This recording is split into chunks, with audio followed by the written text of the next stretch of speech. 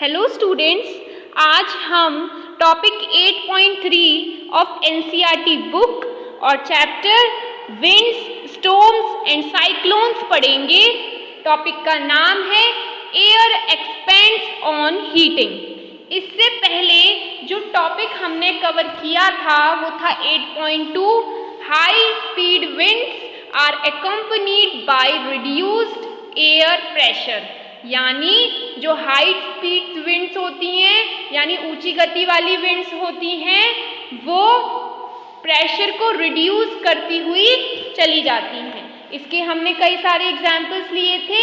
एक वो हमने स्पोक और बलून्स वाला एग्जाम्पल लिया था, आई होप आपको याद होगा वो। और हमने एक बॉटल के अंदर एक पीस ऑफ पेपर डाला था उसको क्रम्पल करके, ठीक है। तो इन एग्जाम्पल से हमने ये समझा था कि जो हाई स्पीड विंड्स होती हैं वो प्रेशर को रिड्यूस करती हुई आती हैं, ठीक है। अब हम टॉपिक 8.3 में ये पढ़ने वाले हैं air expands on heating. Air expends का मतलब हवा का फैलना, ऑन हीटिंग यानी जैसे ही आप गर्मी देते हो हवा जो है वो फैलती है। क्या करती है बच्चों? फैलती है। इस टॉपिक को हम एक एक्टिविटी के द्वारा समझने की कोशिश करते हैं। एक्टिविटी 8.5, चलिए बच्चों स्टार्ट करते हैं। Take a boiling tube. आपको एक बॉइलिंग ट्यूब लेनी है कुछ इस तरह से, ठीक है। इस तरह की बॉइलिंग ट्यूब लेनी है। Stretch a balloon tightly over the neck of the tube, और आपको एक बलून बांधना है उसके ऊपर। किसके ऊपर?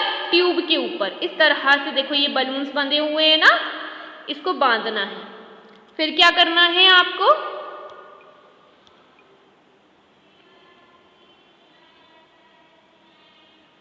You can use a tape to make it tight. आप टेप का इस्तेमाल कर सकते हो इसको टाइट करने के लिए। pour some hot water in a beaker। इसके बाद आपको क्या करना है? उस बीकर में हॉट वाटर डालना है। कौन सा पानी डालना है? गर्म पानी, ठीक है। अब क्या करना है आगे देखो।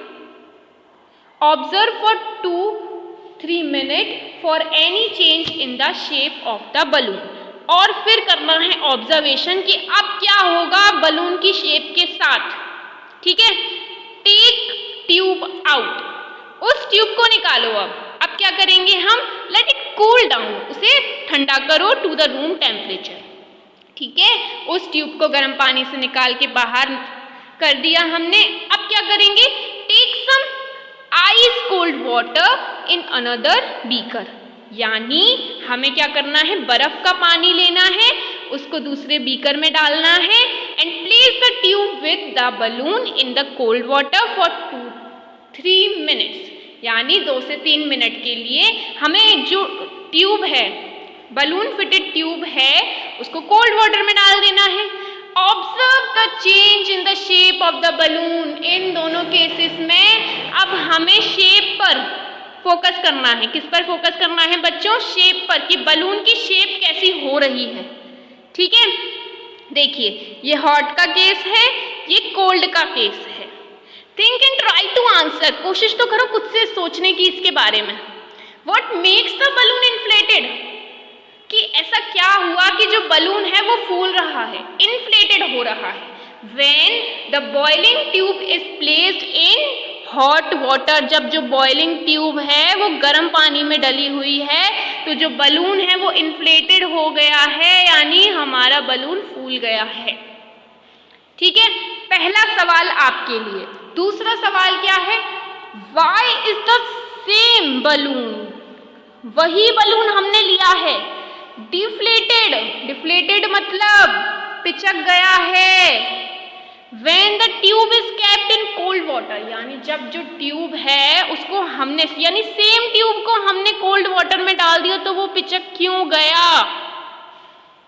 ये ऑब्जर्वेशन करना है। क्या आप इसका आंसर दे सकते हो? कुछ सोचो यहाँ हो क्या रहा है। Can we infer from the first observation? क्या हम फर्स्ट ऑब्जर्वेशन से ये कह सकते हैं एयर एक्सपेंड्स ऑन हवा जो है वो फैल रही है जैसे जैसे वो गर्म होती है या गर्म करने पर हवा फैलती है। Can you now state what happens to the air? क्या आप अब कह सकते हो कि एयर के साथ क्या हो रहा है? In the boiling tube when it cools down.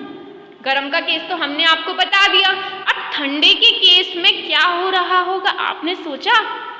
चलिए आगे बढ़ते हैं। The next activity is very interesting. इससे पहले कूल वाला केस हम एक बार फिर से देखेंगे। जैसे ही जो बलून है वो कोल्ड वाटर में जाता है तो एयर जो है वो एक्सपेंड नहीं करती।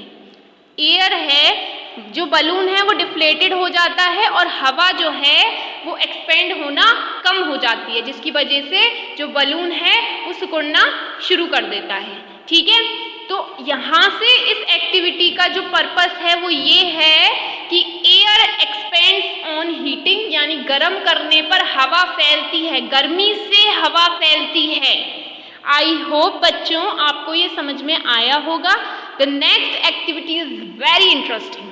चलो देखते हैं ऐसा क्या इंटरेस्टिंग है। This will make you understand more about hot air. अब आपको हॉट एयर के बारे में काफी कुछ सीखने को मिलने वाला है। Are you excited? चलो बच्चों स्टार्ट करते हैं। टेक 2 पेपर बैग्स और एम्प्टी पेपर कप्स। आप या तो 2 बैग ले लो, पेपर बैग्स ले लो इस तरीके के, या फिर आप कुछ खाली कप्स ले लो। ठीक है, सेम साइज के लेने हैं बट। हैंग द 2 बैग्स और उन्हें टांग दो। देखो कैसे टंगे हुए हैं। अब आपके लिए एक क्वेश्चन है, क्या है कि आपको कैंडल को बहुत आसान केयरफुली इस्तेमाल करना है। क्यों? क्योंकि कैंडल से जलने का खतरा होता है ना, इसीलिए ये आपके लिए एक वार्निंग है। ठीक है, एक्सेप्टेड। आगे देखते हैं। The inverted position on the 2 ends of a metal और अ वुडन स्टिक। अब क्या करना है, देखो इधर। जैसे ही आप इसे टांगेंगे, ठीक है, तो ये 2 एंड्स पे टंगेगी, एक ये रहा एक ये रहा। इसके साथ अब आपको क्या करना है, tie a piece of thread in the middle of the stick. आपको एक और धागा लगाना है इस स्टिक के बीच में। कौन सी स्टिक? ये रही। ठीक है, hold the stick by the thread और फिर पकड़ना है स्टिक को धागे के जरिए, यानी कुछ इस तरह से पकड़ना है आपको, और ये जो थ्रेड है ये इस तरह से यहाँ पर लटकेगी। फिगर ये है बच्चों, ये रहा। ठीक है, अब क्या करना है, put a burning candle below one of the bag. यानी आपको एक बर्निंग कैंडल लगानी है एक बैग के नीचे। ठीक है, बहुत केयरफुली लगाइएगा बच्चों।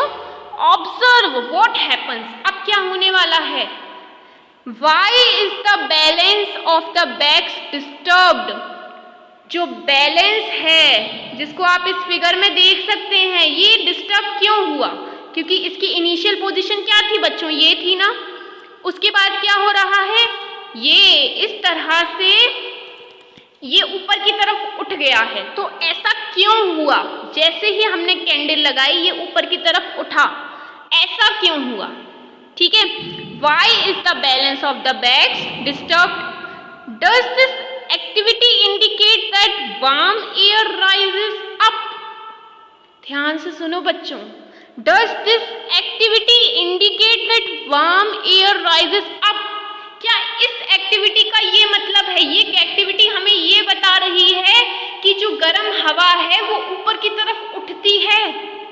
ठीक है, as the warm air rises up, जो वार्म एयर है जैसे जैसे ऊपर की तरफ उठती है, it pushes the bag above the candle, यानी ये बैग को पुश करती है कि आप ऊपर की तरफ जाओ, ऊपर की तरफ पुश हो रही है। ठीक है, यानी गर्म हवा ऊपर की तरफ उठती है। यहाँ से हमें ये सीखने को मिल रहा है। Does the disturbance of balance suggest that warm air is lighter than the cold air? क्या इससे हमें ये भी पता चल रहा है इस डिस्टर्बेंस से कि जो वार्म एयर है यानी गर्म हवा है वो हल्की होती है, लाइटर होती है देन द कोल्ड एयर। बच्चों most important point, the disturbance of balance suggest that the warm air is lighter than the cold air, यानी जो गर्म हवा है, गर्म हवा इसमें भरी, इसकी वजह से ये ऊपर की तरफ हो गया, हल्का हो गया, ये भारी हुआ इसीलिए ये नीचे आ गया। तो इससे हमें ये पता चल रहा है कि जो गर्म हवा है वो बहुत ज़्यादा हल्की होती है as compare to the cold air. ठीक है बच्चों, can you now explain why smoke always rises up? क्या आप अब ये बता सकते हो कि जो स्मोक है वो हमेशा ऊपर की तरफ ही क्यों जाता है? क्योंकि वो गर्म होती है हवा और गर्म होने की वजह से हल्की होती है और ऊपर की तरफ शिफ्ट हो जाती है। ठीक है, also it is important to remember that on heating, ये जानना बहुत ज़्यादा ज़रूरी है, ये रिमेंबर करना बहुत ज़्यादा ज़रूरी है। The air expends, air expand करती है और स्पेस को भी ऑक्यूपाई करती है। बच्चों क्या ऑक्यूपाई करती है? Space. When the same thing occupies more space, it becomes lighter, और जब वही चीज ज्यादा स्पेस को घेरना शुरू कर दे वो लाइटर है। The warm air is therefore lighter than the cold air, इसीलिए जो गर्म हवा है वो हल्की होती है as compared to the cold air. That is the reason, that is the reason. ठीक है, in nature there are several situations, हमारे नेचर में कई तरीके की सिचुएशंस होती हैं where warm air rises a place, यानी जो गर्म हवाएं हैं वो ऊपर की तरफ उठती हैं। ठीक है, the air pressure at that place is lowered, और जैसे ही वो उठती हैं वहां पर एयर का जो प्रेशर होता है वो कम होता है। ठीक है बच्चों, the cold air from surrounding areas rashes into fill its place, और उसकी जगह वहां पर कौन सी हवाएं आ जाती हैं? ठंडी हवाएं। जैसे जैसे गर्म हवा ऊपर उठती है उसकी जगह ठंडी हवा आ जाती है, और इस सेटअप को, ये जो सेटअप एयर में होता है इसको कन्विक्शन कहते हैं। क्या कहते हैं बच्चों? Convection, the most important topic that you are going to learn in chapter 4। ठीक है बच्चों, आपको ये समझ में आया? अब हम स्टार्ट करते हैं टॉपिक 8.4। ठीक है, टॉपिक 8.3 अच्छे से समझ में आ गया होगा। हमने यहाँ पर एयर का एक्सपेंड देखा हीटिंग पर, air expands on heating. Next topic है 8.4, wind currents are generated due to uneven heating on the earth. ठीक है, टॉपिक का नाम है। अब समझने की कोशिश करते हैं, let us try to understand it. What, क्या है इसमें? विंड करेंट्स यानी जो हवा की धाराएं हैं, ठीक है, आर जनरेटेड, जनरेटेड का मतलब निकलती हैं या फिर पैदा होती हैं, ड्यू टू अनइवन हीटिंग, यानी अनइवन का मतलब हो गया असमान तरीके से हीटिंग की वजह से, ऑन द अर्थ। ठीक है, इस लाइन का मतलब तो ये हो गया, ये हेडिंग का मतलब ये हो गया कि जो विंड करेंट्स हैं यानी हवा की धाराएं हैं वो असमान तरीके से पृथ्वी पर गर्मी फैली जो हुई है उसकी वजह से होती हैं। इस हेडिंग का मतलब ये हुआ। अब इस टॉपिक को हम अच्छे से पढ़ेंगे और लाइन बाय लाइन इसका मतलब समझने की कोशिश करेंगे। आपको कोई भी प्रॉब्लम हो देन यू कैन आस्क। ठीक है बच्चों, चलिए स्टार्ट करते हैं। दीज आर द सिचुएशंस, हम दो सिचुएशंस पढ़ने वाले हैं, ए और बी। ए में हम क्या पढ़ेंगे? Uneven heating between the equator and poles. ठीक है, और बी टॉपिक जो है वो हम अपनी नेक्स्ट वीडियो में पढ़ेंगे, जिसका नाम है uneven heating of land and water. ठीक है बच्चों, तो ए टॉपिक हम पढ़ते हैं। क्या कह रहा है ए टॉपिक कि अनइवन हीटिंग का मतलब हो गया असमान तरीके से गर्मी जो है वो फैली हुई है between the equator and poles. Equator है और पोल्स हैं उनके बीच में।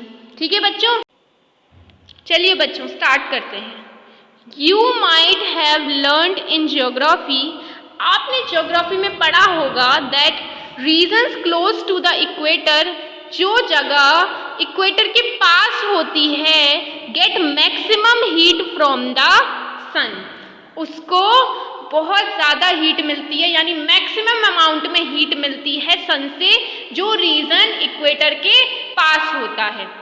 The air in these region get warms, अब इन्हें सबसे ज़्यादा हीट मिल रही है सन से, तो इनके आसपास की जो हवाएं होंगी वो भी गर्म हो जाएंगी। द वार्म एयर राइजेस, और जो गर्म हवाएं हैं अब वो उठना शुरू होंगी ऊपर की तरफ। ठीक है, and cooler air from the region in the 0 to 30 degree latitude belt, और जो ठंडी हवाएं होंगी 0 से लेकर 30 डिग्री के बीच वाली हवाएं, लैटिट्यूड बेल्ट क्या होती हैं बच्चों, इस तरह से ये लैटिट्यूड बेल्ट। ठीक है, इन्हें लैटिट्यूड बेल्ट कहते हैं। ये जो होंगी ये इक्वेटर के टुवर्ड्स मूव करना शुरू करेंगी, यानी यहाँ पर जो भी ठंडी ठंडी हवाएं होंगी वो सब यहाँ आ जाएंगी इक्वेटर के पास। ठीक है, these winds blow from north to south, ठीक है, टुवर्ड्स द इक्वेटर, यानी ये नॉर्थ एंड साउथ, नॉर्थ ये रहा और साउथ कहाँ है बच्चों, नीचे, तो नॉर्थ से यहाँ और साउथ से ऐसे आती हैं बीच में इक्वेटर के पास। कौन सी विंड्स, कोल्ड वाली। एट द पोल्स, पोल्स क्या होते हैं बच्चों, ये इधर पोल होता है, एक पोल इधर होता है, ये नॉर्थ पोल है और ये साउथ पोल है। ठीक है, at the poles the air is colder than that at latitude about 60 degree.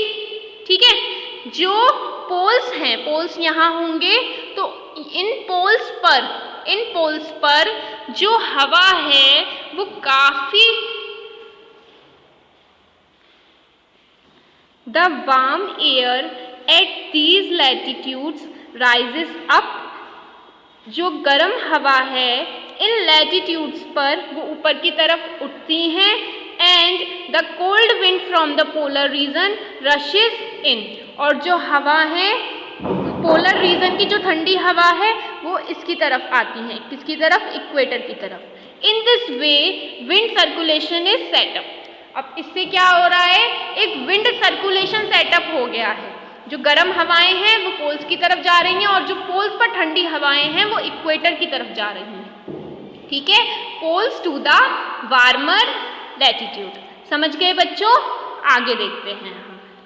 The winds would have flown in the north south direction, और जो विंड हैं, हवाएं चलती हैं वो नॉर्थ से साउथ डायरेक्शन की तरफ चलती हैं, फ्रॉम नॉर्थ टू साउथ और from south to north, south से नॉर्थ की तरफ भी जाती हैं, नॉर्थ से साउथ की तरफ भी जाती हैं। A change in direction is however caused by the rotation of earth, जैसे जैसे पृथ्वी घूमती है इनकी डायरेक्शन में चेंज आने लगता है, कभी वो नॉर्थ टू साउथ जाती है और कभी वो साउथ टू नॉर्थ जाती है। तो इस वीडियो में हमने ये पढ़ा कि किस तरह से हवाएं बहती हैं और हवाएं बहने का कारण क्या होता है। हवाएं बहने का कारण यहाँ पर ये है कि अर्थ पर अनइक्वल अमाउंट में हीट जो है वो प्रेजेंट है, हमारे इक्वेटर पे हीट ज़्यादा है, पोल्स पर हीट कम है, इसकी वजह से यहाँ से हवाएं आपस में एक्सचेंज होती हैं, इक्वेटर वाली गर्म हवाएं पोल्स की तरफ जाती हैं और पोल्स वाली ठंडी हवाएं इक्वेटर की तरफ जाती हैं। ठीक है बच्चों, अब नेक्स्ट वीडियो में हम टॉपिक बी पढ़ेंगे 8.4 का। तब तक के लिए बाय बाय बच्चों।